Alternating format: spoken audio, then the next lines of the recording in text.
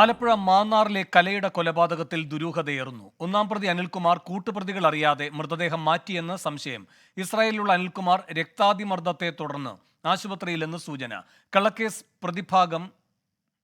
കള്ളക്കേസെന്ന് പ്രതിഭാഗം അഭിഭാഷകൻ സുരേഷ് മത്തായി.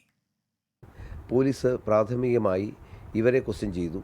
അതിൻ്റെ അടിസ്ഥാനത്തിൽ അവർ കിട്ടിയ വിവരത്തിൻ്റെ അടിസ്ഥാനത്തിൽ ഒരു സെപ്റ്റി ടാങ്ക് അടക്കം തുറന്ന് അവിടെ കഴിഞ്ഞ ദിവസമുള്ള പരിശോധന നടന്നത്.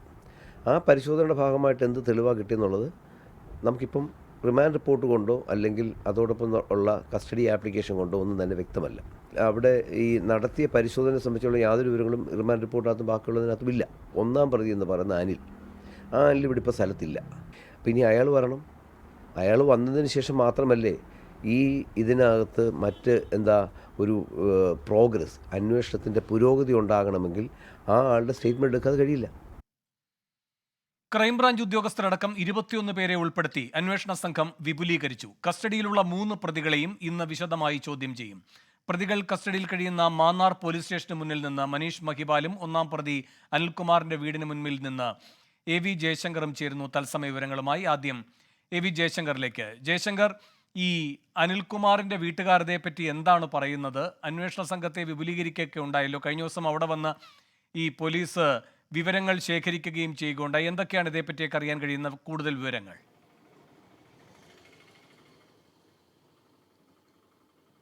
അതായത് വേണു, കഴിഞ്ഞ ദിവസം ഈ പോലീസ് ഡിവൈഎസ്പിയുടെ നേതൃത്വത്തിലുള്ള സംഘം ഈ ബന്ധുക്കളെ, അനിൽകുമാറിൻ്റെ പിതാവ്, മാതാവ് ഉൾപ്പെടെയുള്ള ബന്ധുക്കളെ 2 മണിക്കൂറിലധികം ചോദ്യം ചെയ്തിരുന്നു.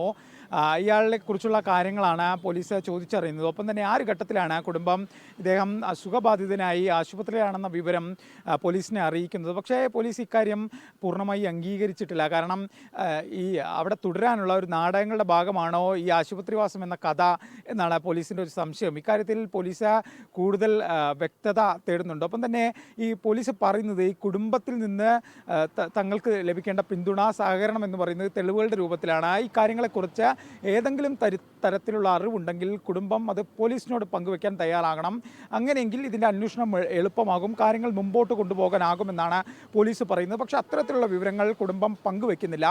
ഇന്നലെ 2 മണിക്കൂറോളം ചോദ്യം ചെയ്തപ്പോഴും ഇത്തരം കാര്യങ്ങളെക്കുറിച്ച് അറിയില്ല, ഈ സെപ്റ്റി ടാങ്കിൽ ഉൾപ്പെടെ കൊണ്ടുവന്നിട്ട കാര്യങ്ങളെക്കുറിച്ച് അറിയില്ല എന്നൊരു മറുപടിയാണ് കുടുംബം നൽകിയത്. ഒപ്പം തന്നെ ഈ കലയുടെ കുടുംബം ഉന്നയിക്കുന്നത് പോലെയുള്ള ജാതി വിവേചനങ്ങളെക്കുറിച്ചുള്ള കാര്യം സൂചിപ്പിച്ചപ്പോഴും ഇതിനും കൃത്യമായൊരു മറുപടി കുടുംബം നൽകിയില്ല. ഇത് അന്വേഷണ സംഘത്തെ സംബന്ധിച്ച് വിവരങ്ങൾ ലഭ്യമാക്കുന്നതിൽ വലിയ പ്രതിസന്ധി സൃഷ്ടിക്കുന്നുണ്ട്. ഒപ്പം തന്നെ ഈ അനിൽകുമാറിനെ ഇങ്ങോട്ട് നാട്ടിലെത്തിക്കാനുള്ള നടപടികൾ പോലീസ് വേഗത്തിലാക്കിയിട്ടുണ്ട്.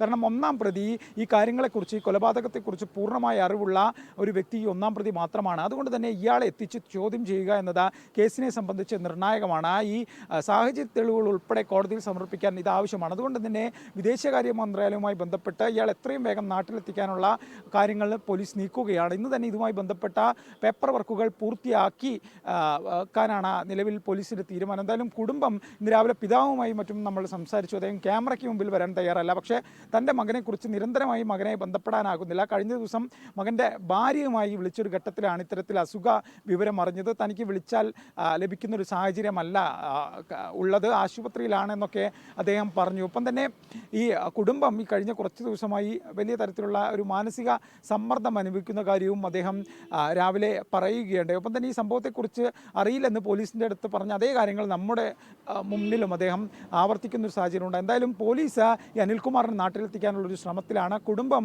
ഈ സംഭവങ്ങളുമായി ഒരു തരത്തിലുള്ള ബന്ധവുമില്ല എന്ന ഒരു നിലപാട് ആവർത്തിക്കുന്നു. എന്തായാലും ഇനി അനിൽകുമാർ വരുന്നതോടുകൂടിയായിരിക്കും കാര്യത്തിൽ കൂടുതൽ വ്യക്തത വരിക. ഒപ്പം തന്നെ ഈ അനിൽകുമാർ കുടുംബത്തോട് സംസാരിക്കുന്ന ഘട്ടത്തിൽ പോലും പോലീസുമായി ഇതുവരെ സംസാരിക്കാൻ തയ്യാറായിട്ടില്ല. പോലീസിന് ഈ അനിൽകുമാറുമായി ഇതുവരെ ബന്ധപ്പെടാൻ സാധിച്ചിട്ടില്ല, അങ്ങനെ കഴിഞ്ഞിട്ടില്ല എന്നാണ് പോലീസ് വൃത്തങ്ങൾ നൽകുന്ന സൂചന. പക്ഷേ ഇയാൾ നിരന്തരമായി കുടുംബത്തെ കഴിഞ്ഞ ദിവസം ഈ പരിശോധന നടത്തിയതിനു ശേഷവും ഇന്നലെയും കുടുംബത്തെ ബന്ധപ്പെടുന്ന ഒരു സാഹചര്യം ഉണ്ടാവുകയും ചെയ്തിട്ടുണ്ട്. ഇതെല്ലാം തന്നെ പോലീസിനെ സംബന്ധിച്ച് വലിയ പ്രതിസന്ധിയാണ്. അനിൽകുമാർ ഇല്ലാതെ അല്ലെങ്കിൽ കുടുംബം സഹകരിക്കാതെ ഈ അന്വേഷണം എങ്ങനെ മുമ്പോട്ട് കൊണ്ടുപോകുമെന്നൊരു പ്രതിസന്ധി നിലവിൽ പോലീസിന് മുമ്പിലുണ്ട്.